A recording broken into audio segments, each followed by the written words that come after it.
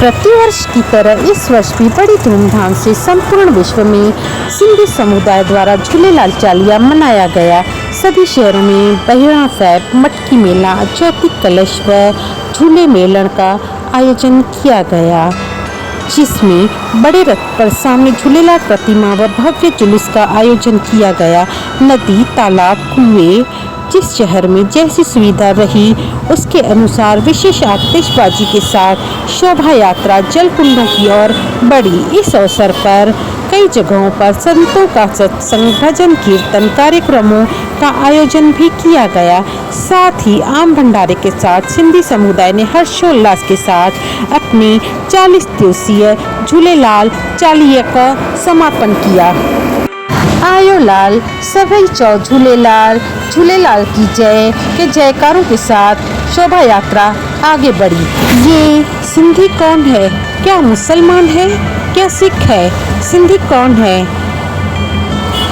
सिंधी है आर्य हिंदू, जो पूरे विश्व में गुलाब की खुशबू की तरह फैले हुए है। भारत विभाजन में सिंध जो पूरे पाकिस्तान के हिस्से में चला गया, किंतु पाकिस्तान में मुस्लिम दंगों व धर्म परिवर्तन के मुद्दे से परेशान सिंधियों को अपना पूरा घर बार छोड़कर हिंदुस्तान में आना पड़ा।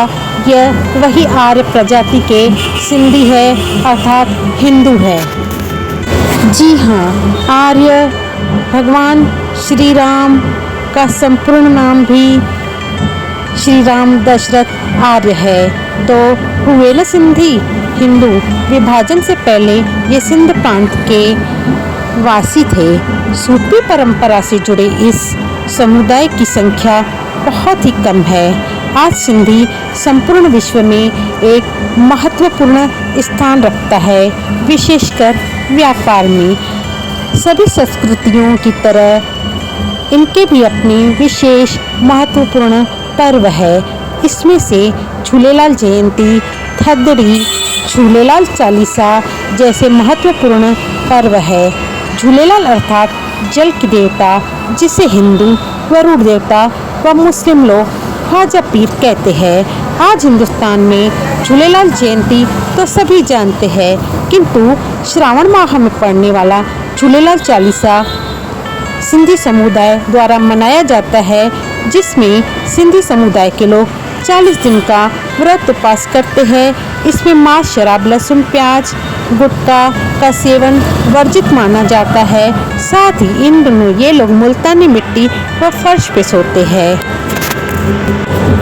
साथ ही झूलेलाल साईं की पूजा, उपासना, प्रार्थना, मंत्र जाप करते हैं तथा जल देवता को सुनिश्चित व आवश्यक जल पृथ्वी को देने के लिए विशेष पूजा अर्चना यज्ञ इन दिनों किए जाते हैं। झूलेलाल चालीहा के आरंभ से समापन तक के 40 दिन के सफर व्रत को बड़ी धूमधाम से मनाते हैं और इस व्रत का प्रचार प्रसार करने से भी सदैव बचते हैं। उनकी इस गुप्त व्रत का अभिप्राय यह होता है कि मौन साधना साईं झूलेलाल तक अतिशीघ्र पहुँचती है। वह इष्ट देव साईं झूलेलाल उनकी मनोकामनाएं पूर्ण करने के साथ ही खेत खलियानों, पेयजल व धरती के लिए आवश्यक जल की पूर्ति करते हैं। साईं झूलेलाल की प्राचीन कथा के अनुसार पहले सिंधी लोग जल मार्ग द्वारा व्यापार किया करते थे, इसलिए उनके देवता भी जल से जुड़े हुए हैं। और एक प्राचीन अन्य मान्यता के अनुसार सिंध प्रांत में रहते हुए जब मुस्लिम राजा व मुस्लिमों के अत्याचार सिंधियों पर पड़े तो उन्होंने कुआं जलकुंड के समक्ष 40 दिनों की प्रार्थनाएं व जोत जलाई कि उन्हें इन अत्याचारों से मुक्ति दिलाई जाए। सिंधी मुस्लिम धर्मांतरण नहीं करना चाहते थे। उनकी प्रार्थना स्वीकार हुई और साईं झूलेलाल का अवतार हुआ। इन्हें उडेरोलाल, झूलेलाल, अमरलाल साईं आदि नामों से जाना जाता है। साईं उडेरोलाल ने सिंधी समुदाय को शांति, एकता, अहिंसा और सत्य का मार्ग दिखाया। मुस्लिमों ने इन्हें ख्वाजा पीर खिजर जिंदा पीर के नाम से मशहूर हुए।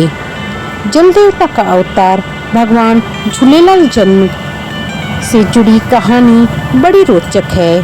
कहा जाता है कि सिंध प्रदेश, जो अभी पाकिस्तान के हिस्से में है, टंडा नगर के नाम से मीरक शाह नाम का अत्याचारी मुगल राजा था।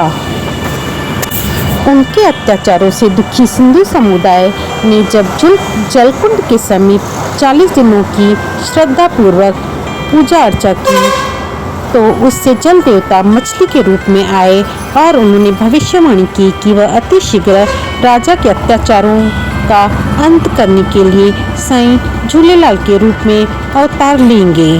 भगवान झूलेलाल का जन्म व मन्नत मांगने के दिन उनके बाद चैत्र शुक्ल की द्वितीय तिथि को ठाकुर रत्न राय के घर माता देवकी के दिव्य पुत्र का जन्म हुआ, जिनका नाम उडेरोलाल रखा गया। इस दिन को सिंधी झूलेलाल जयंती के रूप में मनाता है तथा श्रावण माह में रखे गए 40 दिन के उपवास को सिंधी लोग झूलेलाल चालीहा झूलर मेलो के नाम से मनाते हैं और प्राचीन मान्यता के अनुसार इन 40 दिनों को उपवास के दौरान की गई मनोकामना प्रार्थना तुरंत पूर्ण होती है।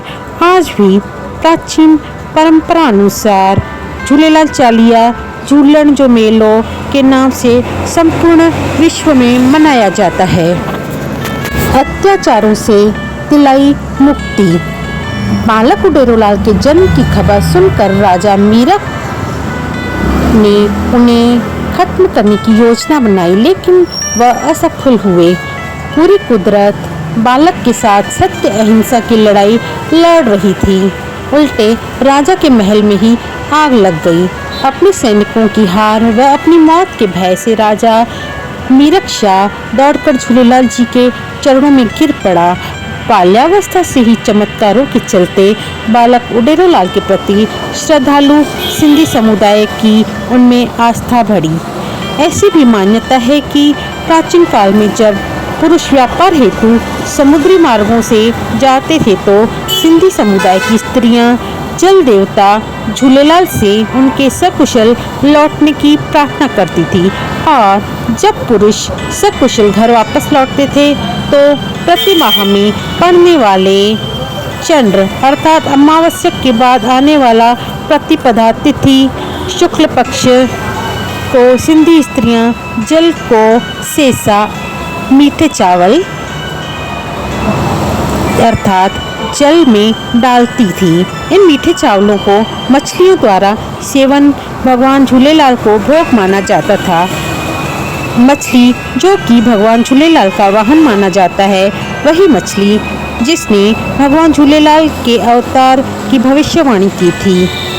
आज भी मछली का साईं झूलेलाल की सवारी माना जाता है, इसलिए जहाँ कहीं भी झूलेलाल की जोत जलाई जाती है वहाँ मछलियों को अवश्य रखा जाता है। ज्योति स्वरूप। भगवान झूलेलाल संबंध में एक और रोचक कथा प्रचलित है। आज सभी झूलेलाल मंदिरों में अखंड ज्योत प्रज्वलित रहती है। कई सिंधी लोग साईं झूलेलाल को विष्णु और सूर्य का अवतार भी मानते हैं। सिंधी समाज उन चुने हुए समाजों में से एक है जो अल्पसंख्यक होने के बावजूद अपनी एक अलग पहचान और संस्कृति को बनाते हुए अपनी अलग ही पहचान रखता है। झूलेलाल चालीहा सिंधी समुदाय के लिए बहुत खास है, किंतु वे अपने प्रचार प्रसार से बचते हैं। वे कभी भी दुनिया के सम्मुख अपनी धरती को जल हेतु प्रार्थना के लिए प्रसिद्ध नहीं होना चाहते, किंतु झूलेलाल चालीहा उनके लिए अपनी संस्कृति को बनाए रखने का एकजुट होकर सिंधी समुदाय हर्षोल्लास के साथ अपना झूलेलाल चालीहा व्रत मनाने का पर्व है। झूलेलाल चालीहा व्रत के अंतर्गत जल की पूजा की जाती है। कई सिंधी घरों से टिकाणों से 40 दिवसीय अखंड ज्योति प्रज्वलित की जाती है। इसके अंतर्गत सिंधी समुदाय प्रतिदिन व्रत उपवास रखकर पूजा अर्चना के साथ सुबह शाम झूलेलाल कथा का श्रवण करते हैं। सिंधी समुदाय झूलेलाल मंदिरों का विशेष रूप से सुसज्जित किया जाता है। साथ ही धार्मिक सांस्कृतिक कार्यक्रमों का भी आयोजन किया जाता है।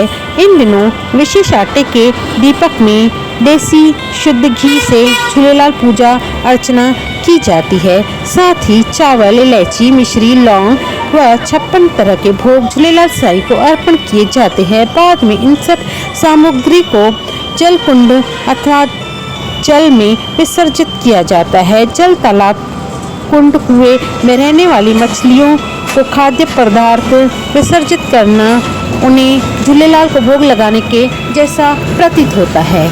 झूलेलाल साईं को कई स्थानों पर लाल साईं के नाम से भी संबोधित किया जाता है। इसलिए इस दिन व्रतधारी लाल रंग के वस्त्रों को धारण करते हैं। साथ ही लाल रंग की मटकी में जल व एक बड़े थाल में आटे की बड़ी लोई पर आटे का घी से जलता हुआ दीपक पुष्पों को सिर पर रखकर तालाब कुंडों की ओर जाते हैं और विधि विधान से जल देवता झूलेलाल की पूजा अर्चना करते हैं। अपनी मनोकामनाओं के साथ संपूर्ण संसार को सुचारू रूप से जल देने की मनोकामना मांगते हैं और विशेष झूलेलाल अष्टक आरती पल्लव के साथ पूजा का समापन करते हैं। दोस्तों, आपको ये जानकारी कैसी लगी हमें कमेंट करके ज़रूर बताएं। कमेंट में जय झूलेलाल ज़रूर लिखें। ऐसी ही नई रोचक जानकारी प्राप्त करने के लिए आप हमारे जागृत इंडियन न्यूज़ चैनल को सब्सक्राइब कीजिए। जय झूलेलाल। दोस्तों, वैसे तो हमेशा सिंधी लोग अपने प्रचार प्रसार आदि से बचते हैं, दान धर्म को गुप्त रखना पसंद करते हैं, किंतु सूरज की रोशनी को छिपाया नहीं जा सकता। व्यापारिक क्षेत्र में आसमान की बुलंदियों को छूने वाले सिंधी आज सर्वत्र आकर्षण का केंद्र बने हुए हैं। विश्व जानना चाहता है कि सिंधी आखिर कौन है। इस न्यूज़ में आपने जो धमतरी स्थित टैंक को देखा वह मात्र 4.5 घंटे के सत्संग प्रोग्राम के लिए बनाया गया था, जिसे बनाने के लिए लगभग 15 से 20 दिनों का समय लगा व लाखों का खर्चा किया गया। ये टैंक डेकोरेशन को देखकर ऐसा नहीं लगता कि ये टैंक है। ये टैंक किसी महल से कम नहीं लगता जिसपे लाखों का खर्चा किया गया है। वाकई सिंधी लोगों अपने बहुत ही दिलेर हुआ करती है, विशेषकर तब जब बात उनके इष्ट देव झूलेलाल की हो। जय झूलेलाल। आयोलाल सभई चओ झूलेलाल।